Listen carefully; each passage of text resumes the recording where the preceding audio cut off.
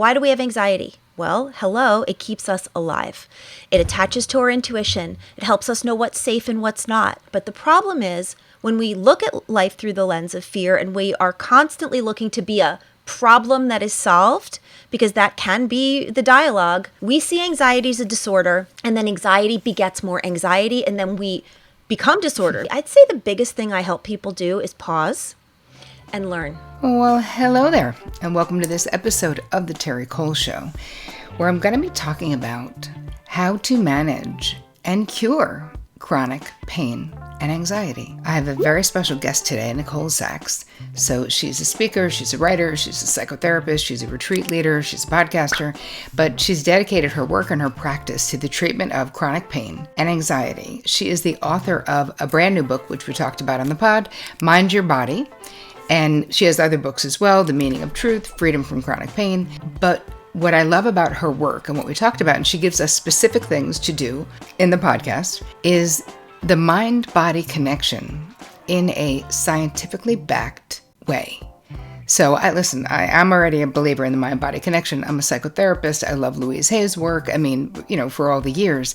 But this is something different. So she studied for years with Dr. Sarno, who was a back doctor, and he was one of the first sort of pioneers in the mind-body connection to sort of curing chronic pain through understanding what emotional origins might also be impacting it.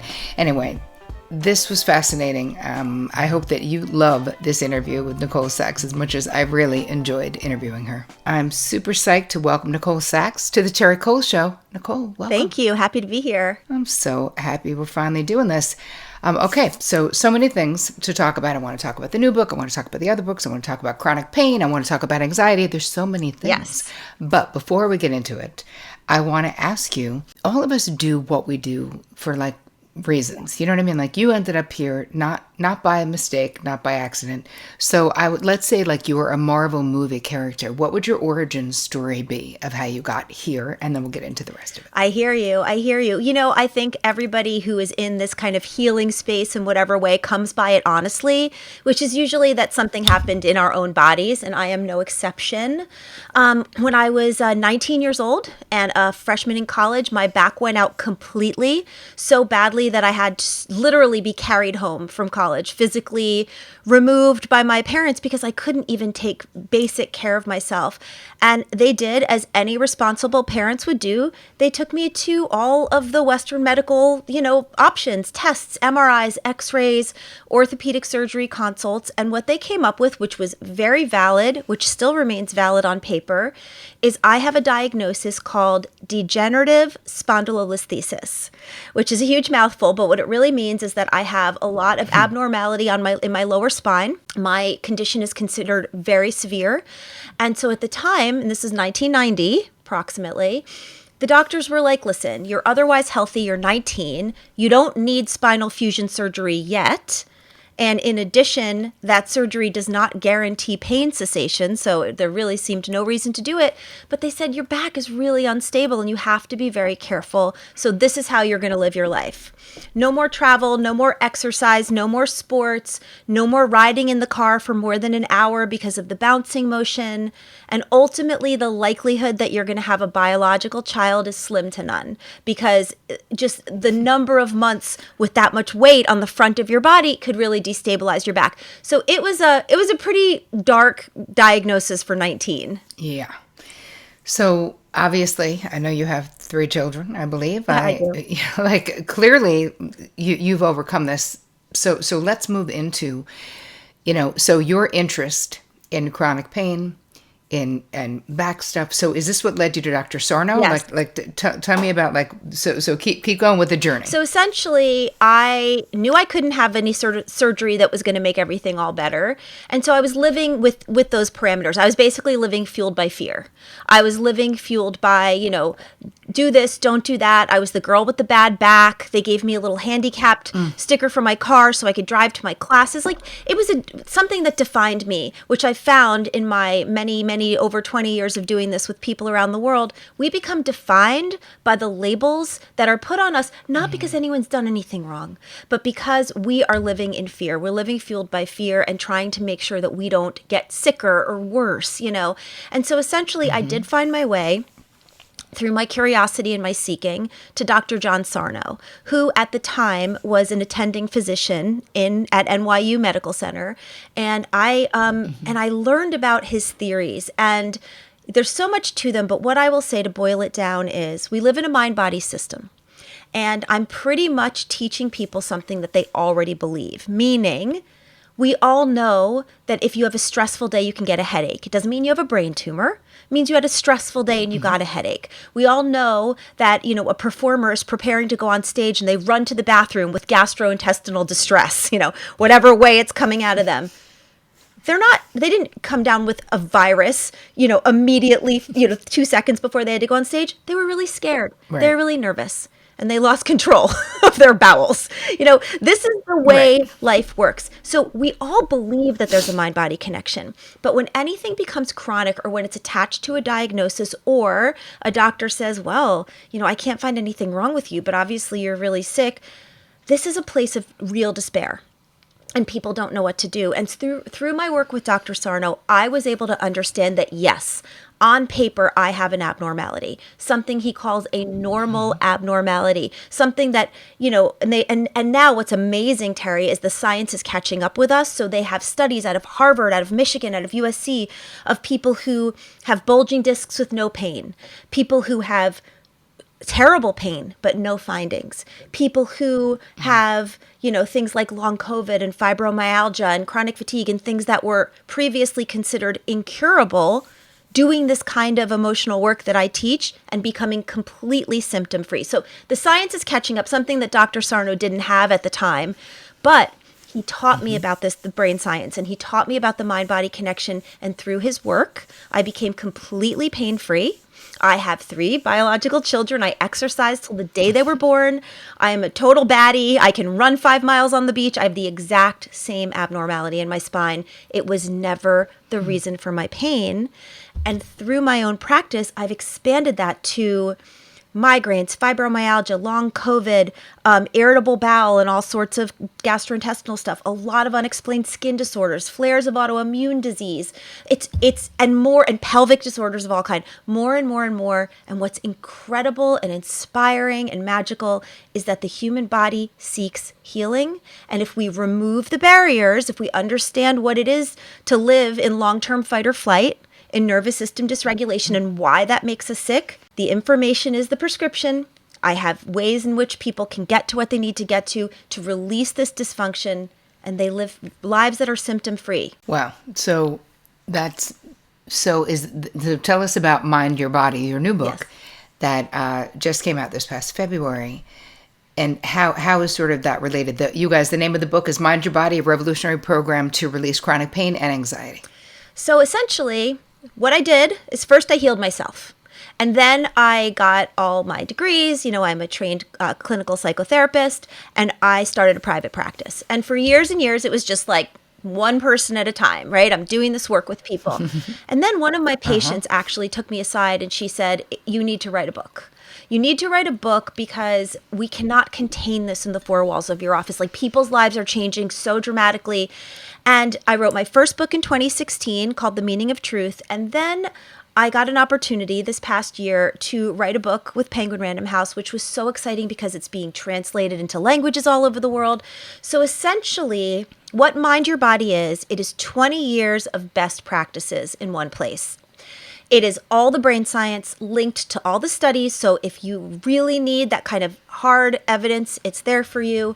It's all the mindset management, all the ways to re-understand our bodies. We've had a limited understanding of our health that I believe our society and the collective consciousness is ready to disrupt, is ready to ask different questions. They say the definition of insanity is doing the same thing over and over and expecting a different result.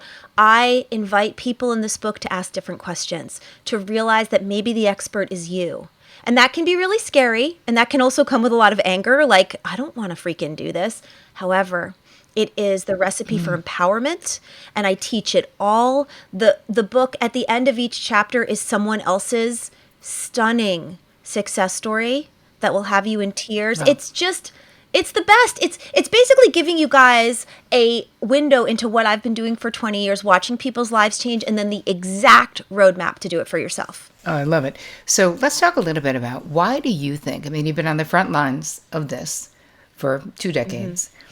How do you think, or do you, that big pharma and the way that in this country, it's like we're endlessly treating symptoms, it feels like, how does that impact our wellness or our sickness?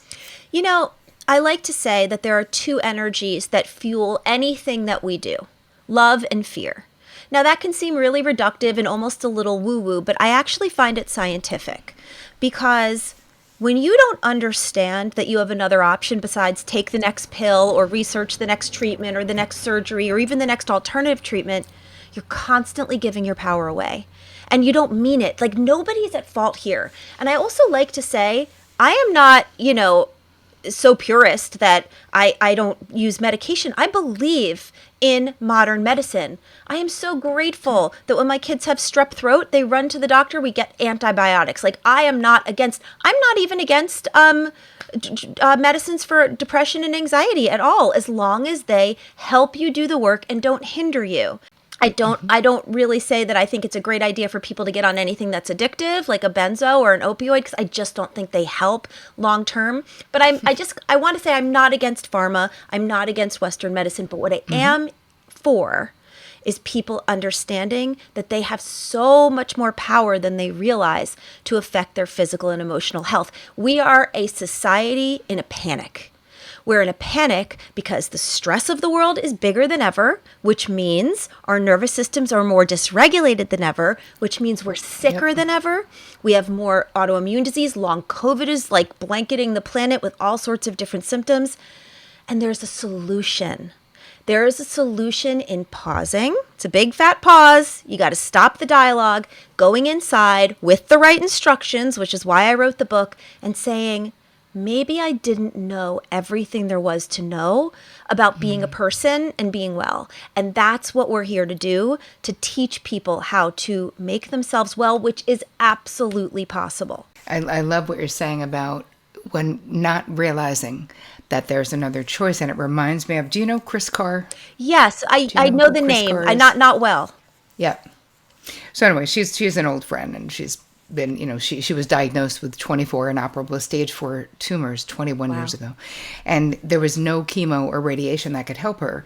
So she ended up, this was the beginning of using food as medicine. So she was like one of the original green juicers, and just, and people would be like, wow, like so amazing. And she was like, dude, I literally there was no other option for me. So, what do we say? Necessity is the mother of invention. Yes. But Nicole, what I love about what you're saying is that there's always a choice. Yes. There's always a choice to think about it differently, to reframe it, to do something different, to say, oh, I'm going to do the emotional work alongside of the Western medicine or the Eastern medicine or whatever it is that you're doing.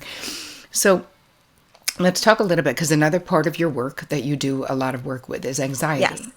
So let's talk a little bit about how people can embody anxiety, because you write about this in the book, in an affirming way, right? So how do we sort of shift our relationship to anxiety? It actually comes back once again to the energy with which we approach something. So, I wrote a whole course that I offer to people called Freedom from an Anxious Life. And the premise of the course is anxiety is not a disorder. We are so used to giving a negative slant to something like anxiety. So let's start here. Through the lens of love, meaning just through the lens of openness and possibility and curiosity. Why do we have anxiety? Well, hello, it keeps us alive. It attaches to our intuition. It helps us know what's safe and what's not. It helps us know how to take care of ourselves in a moment where we might need to make a split decision. Anxiety, intuition, self-protectedness, fight or flight, they all are in the same bucket. But the problem is when we look at life through the lens of fear and we are constantly looking to be a problem that is solved, because that can be the dialogue, we see anxiety as a disorder, and then anxiety begets more anxiety, and then we become disorder because, there is a point where anything can become a disorder if it's stopping you from living your fullest life. It becomes a panic disorder. It becomes, OCD. It becomes stomach issues because you're so tied up all the time with how scared you are. So I really, really, I'd say the biggest thing I help people do is pause and learn. And learn in a way that feels calm, a way that feels safe, because I'm such a container. Like I'm such a container of support, me personally, but also my words and my work. So people understand, okay, wait a second. Let's first start here. Nothing is inherently wrong with me. Actually, when I'm experiencing anxiety, my body's working perfectly because it thinks there are predators everywhere. Even in the form of my mother, my own children, the political climate, my bank account. These are predators that my nervous system cannot discern whether or not they're going to literally kill me in my sleep, or they're things that I need to look at differently. So I help people pause and say, okay, maybe I'm fine, but maybe I'm really dysregulated and I'm having constant anxiety and my mind won't stop. And the tools that I teach, it's astonishing how close you are to feeling different. That's the thing. People think they're so far gone, whether it be physical pain or anxiety, which, by the way, are interchangeable. Your stomach issues, your migraines, your fibromyalgia are your anxiety. It's just your nervous system is processing them differently.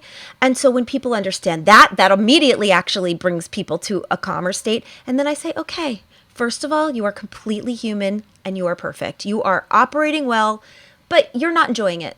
It doesn't feel good. We can redefine what these predators are, see them for what they are, because money can be a predator, and politics and your mother can be predators. But we need to see them for what they are so we feel empowered, and the tools that I teach people really help them change the entire way they experience life. But what's really important, Terri, for people to understand is you don't have to change the way you live your life. Because when I used to lecture with Dr. Sarno at NYU, which I did for years, one of the number one questions we would get is, excuse me, panel, I can't give my children up for adoption, leave my partner, rob a bank. I have problems in my life that aren't going to be solved by things that I can change. How can I ever possibly feel better? And we explain that when your nervous system is dysregulated and when it is perceiving predators that truly are being perceived as the hot stove that you need to pull your hand off of, you can understand them differently. You can become self-expressed to the point where there aren't those repressed and, sort of enraged and terrified parts of you that aren't being heard that's causing more fight or flight. But you don't need to change your life. I've watched people with chronic anxiety and chronic pain stay in exactly the same situations that are causing them some disruption, but they don't choose to change them and become symptom-free. Right. So part of what we're really talking about is a mindset shift, a perception shift, looking at it differently. Will you experience it differently if you perceive it and look at it differently? And of course the answer is yes. And yet your work, there's proof of that. Yes. It's not a theory. Yes. It's not a maybe. When you've been in the trenches for 2 decades with tens of thousands of clients, it's interesting. I see out here in these, internet streets, people talking a lot about, being experts, wanting to be experts. And I'm always most interested in people who are experts. Do you know what I mean? Where it's not you saying it, it's you having done it. Because really we do learn so much being in the trenches with clients. It's you see the same things over and over again, or you see what works over and over again. Hence, it all ends up being in this beautiful Mind Your Body book, right? All right, you also talk about journal speak. Yes. So tell us about journal speak and how it works. So if you look at my work as a whole, I would say it kind of is boiled down to, in the most simplistic way, 3 facets. And I look at these 3 facets like 3 legs of a stool. Without one of them, the stool will not stand. And the facets are believe, do the work, and patience and kindness for yourself. So under the umbrella of believe is everything essentially we've spoken about thus far. Understanding the brain science, reading the success stories. I have my own podcast with hundreds of episodes, many of which are people's real stories, me interviewing people that have lived this work. That's all part of believe, because you need to bring yourself to the place where you feel safe enough to do the work.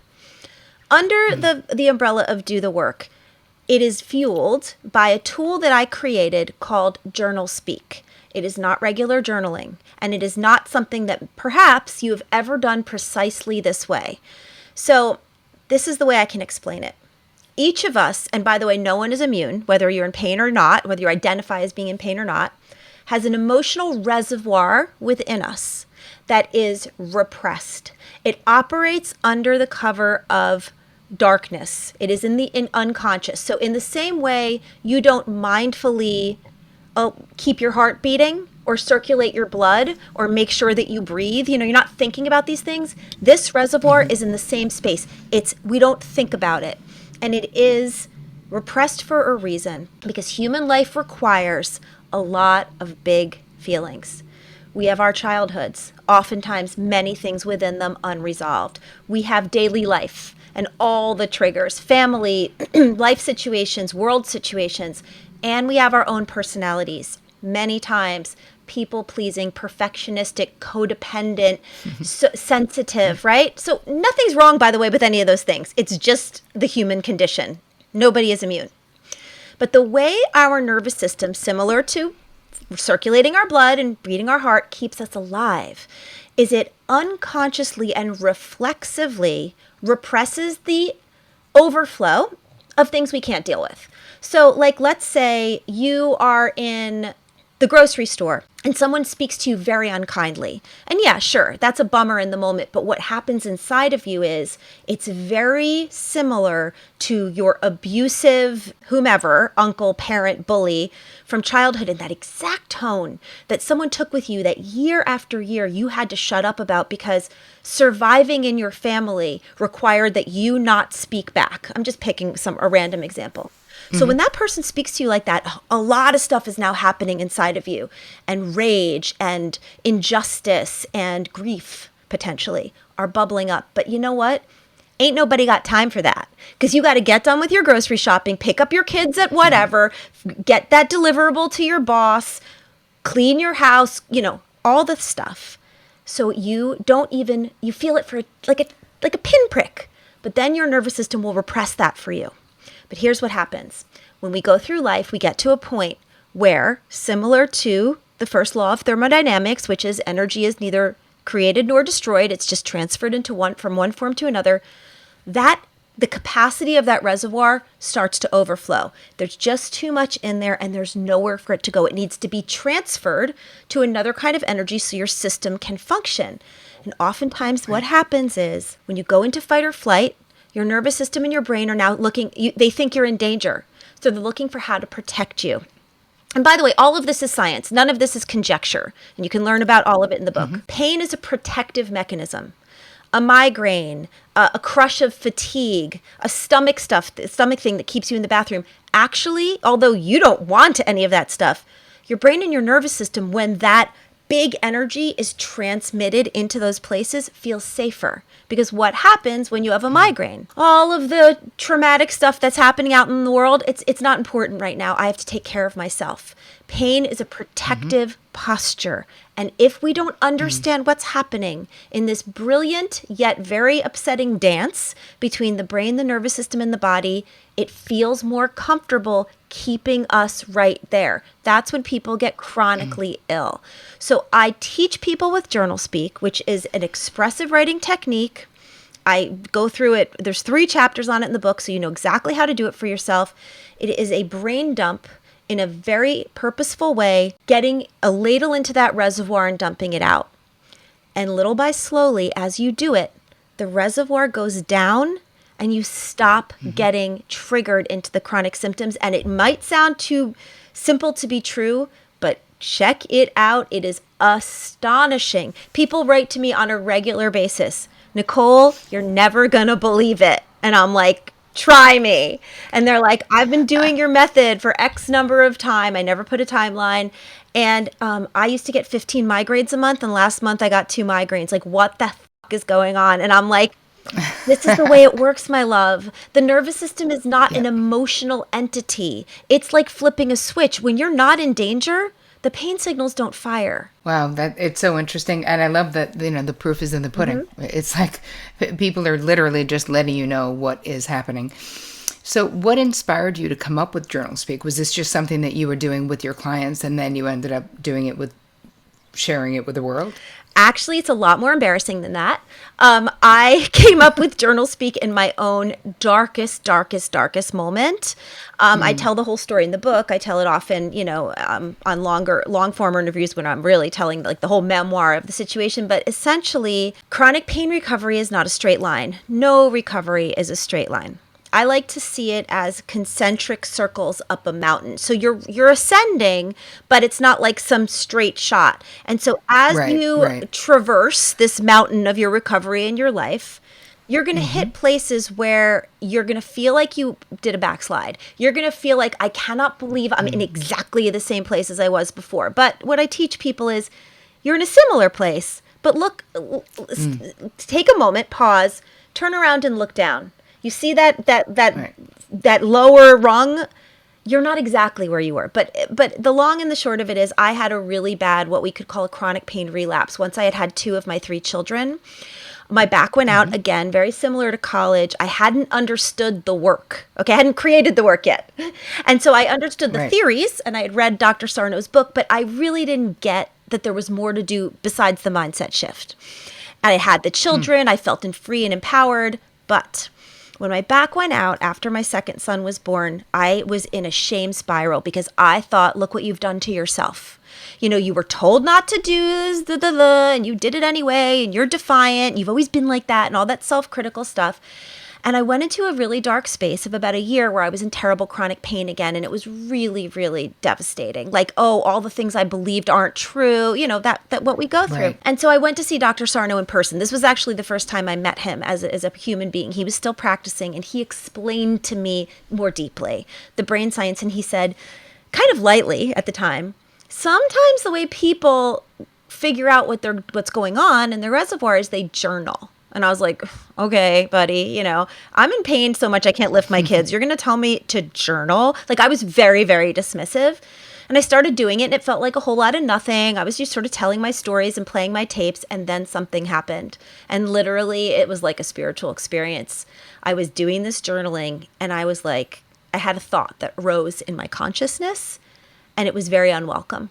And it wasn't, parenting is too tiring, and it wasn't, this is harder than I thought, and it wasn't, my body isn't what it used to be. It was not all those things that I was journaling about. It was much darker. And it came and it gave me an opportunity and it knocked on the door and I decided to open that door. And by the way, guys, it's a hard moment. So have compassion for yourselves. Third leg of the stool.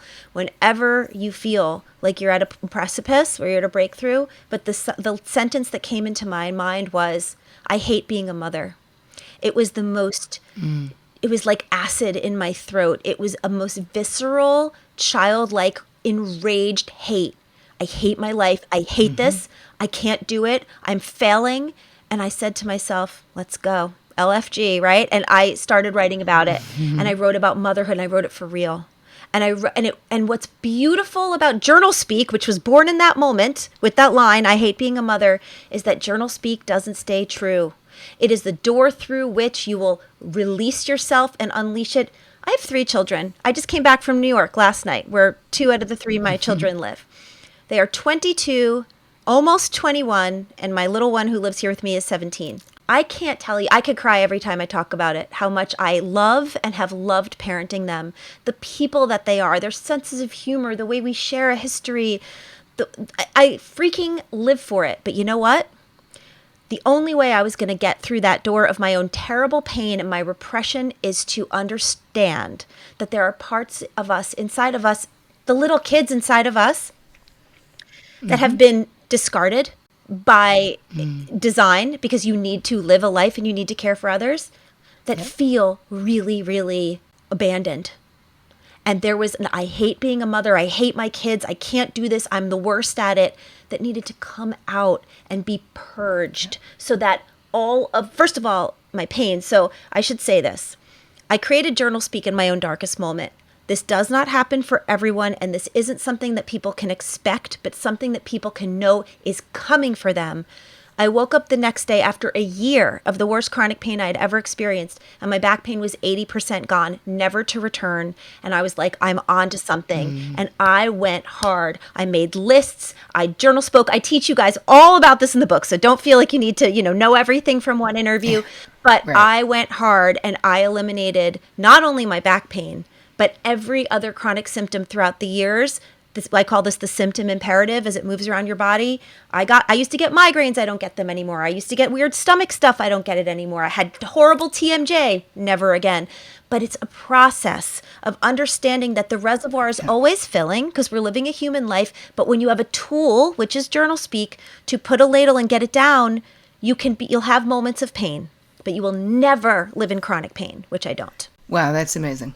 It's so interesting that, we hear about journaling, but I love the distinction that this is like not your mama's journaling, because there's actually, this is how you do it with something at the end of it. I love the mind-body connection, though, to all of your work, and how, because your stuff is so science-backed, it's easier, I feel like, for people it's more accessible for people because of that. And even though Dr. Sarno, because I remember his book when it first came out back in the day, and knowing there was something special about it, but I feel like you've taken it. I mean, obviously you've made it your own, right? So it's not his work; it's your work, and influenced by his work, of course. Before we go, I want two other things. I want you to talk, if you would, a little bit about ANSR. Yes. So what is allow, name, stay, release? What is that framework that you've created? So essentially, what I wanted to do with the answer, ANSR, is to help people understand in general, if they wanted just like a quick understanding of this entire process, what you need to do and how it gets you better. And so the four pillars of it are allow, name, stay, and release. And the one thing I want to say, even before I say that, is just to put a bow on Journal Speak, is Journal Speak after the 20-minute practice is destroyed. It's like blowing your nose into a tissue. Just flush it down the toilet. Like, this is a venting. So this isn't something you might even ever look at again. So just understand that. It's an exercise. Allow. Allow is the pause. Allow is the curiosity. Allow is the new lens that you're going to look at your life through which you will find incredible insight. What allow means is stop the unconscious dialogue, the same ways you criticize yourself, the same ways you label your body as broken, the same ways you look at your relationships and think they're never going to change. Like, pause and just allow it all in. Allow for the stories to sit beside you instead of make you want to push them away. Allow for the conversation to open. Replace fear with curiosity. Say, maybe I don't know everything. What a beautiful thing to say. So that's allow. Name is a Journal Speak practice. It's got to be done consistently, or else you can't lower the reservoir, at least at first. I help in the book. There are like 3 or 4 chapters on ritual, consistency, resistance, really helping you get to where you need to go. But naming is Journal Speak. Name it out. Do you think I knew I hated being a mother? I had no freaking idea. And I didn't even really hate it, but I had to get through that to get to where I was. And the only way I knew it is to slow down and name everything. Stay. Oh, we do not like staying as human beings. We want to run. We want to run to food, to addictions, to TV, to the internet scroll, to overthinking, to solving other people's problems instead of our own, to codependency, trying to control your children's lives, your parents' lives, to overworking, to over-exercising, literally. And I name them all in the book, so I really can help you get a handle on yours. We don't stay, and it's not your fault, by the way, because the nervous system thinks there's a predator afoot. But would you ever stay consciously in a place that was unsafe? If you were walking down a dark street and it didn't feel right, your intuition, you go into a store and you take a minute, right? We leave. We flee from things that aren't safe. But when we go to these big feelings, when we go to these difficult places and we consciously stay, and I teach you how. We teach the nervous system. Yes, that abusive relationship I was in, it was horrible. It took me down to the ground, but look at that.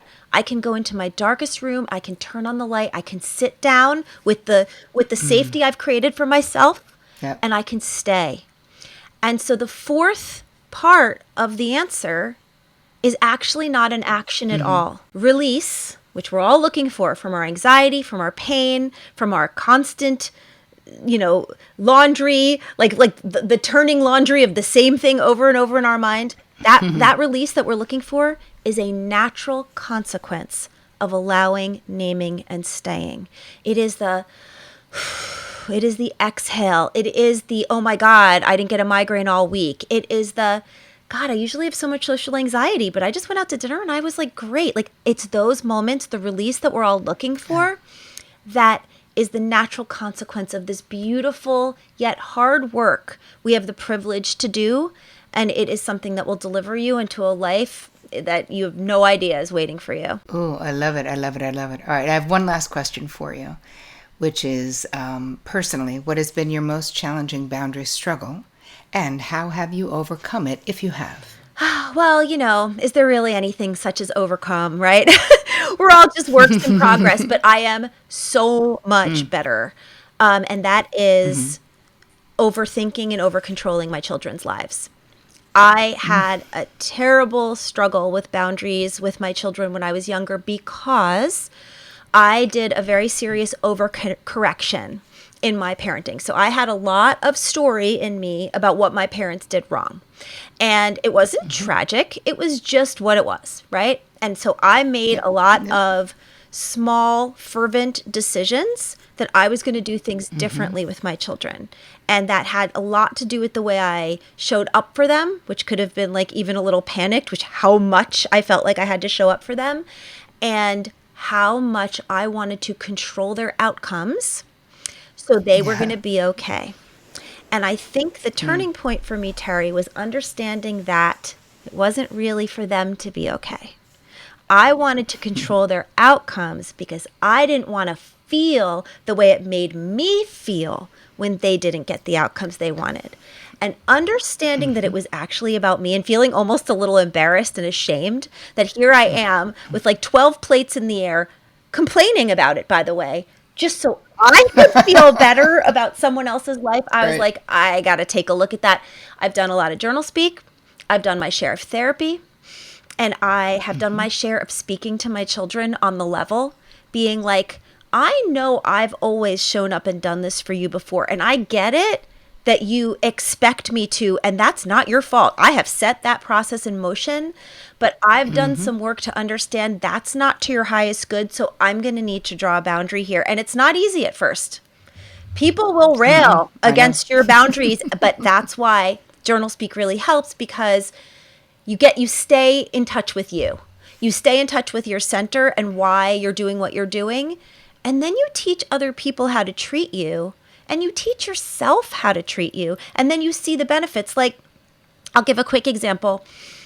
I always over-babied my children, did everything. Oh my goodness, like making sure everything was set up for them. They did chores, like they weren't spoiled, but like cared for, and little by little, I realized that wasn't doing them any favors. And my youngest, who is 17, now granted, she's the youngest of three, so it gets easier with every kid. She needed to be back in Los Angeles on Friday afternoon, and I couldn't be back in Los Angeles till Sunday night for different obligations. And over the last couple of years, I've in slow little steps, have taught her how to take care of herself, how to travel, how to ask the right questions. And on Friday, my 17-year-old took an Uber to the airport, checked her bag, went through security, got on the flight, flew to LA, got here, took the shuttle to the Uber parking lot, and got her Uber home all by herself. And that is something, few years ago, even with my oldest, I never would have let her do. I would have wanted to control every part of that. But look how I empower Yeah. this almost 18-year-old who's going to college next Yeah. year to do something for herself. So it really is very gratifying. Boundaries are very gratifying for me. Right on. You're speaking my language, sister. You guys, the book is Mind Your Body, a revolutionary program to release chronic pain and anxiety. Nicole Sachs, it has been a pleasure having you on the show. Thank you so much. Tell everyone where they can find you. Absolutely. Thank you, by the way, Terry. This has been so fun to talk to you. My website is NicoleSachs.com, NicoleSachs.com. It has everything. We have communities, people. It's very hard to do this alone. We have memberships in different levels where people are interacting, one of which I actually work with people directly. I don't have a private practice anymore. A lot of people ask me that, but I do have this membership where I meet with them twice a month on Zoom, and then every day in a online community, I'm answering questions. So there is a way to get really high level support with this. I also have courses. So if you're not a person that wants to be in community, but you want to just really walk it through this step by step, I have Freedom from Chronic Pain, Freedom from an Anxious Life. All of that is under Heal Yourself on my website. And I have a podcast, The Cure for Chronic Pain. Come check it out. It's totally free, and you can learn all about this, and you can hear other people just like you doing the work. And one more thing. Well, thank you. Terry, thank you. I don't know when Yes. this is going to air, but I do one live retreat per year. I'm at the Omega Institute the last week of June. And so if people really want to come and immerse themselves, it is a life-changing week. We go up to Omega in Rhinebeck, New York. So that's also on my website under the retreats tab. Excellent. Thank you so much for the work that you're doing. I really appreciate your mind-body vibe, and I'll have you back. All right. Thank you, Terry.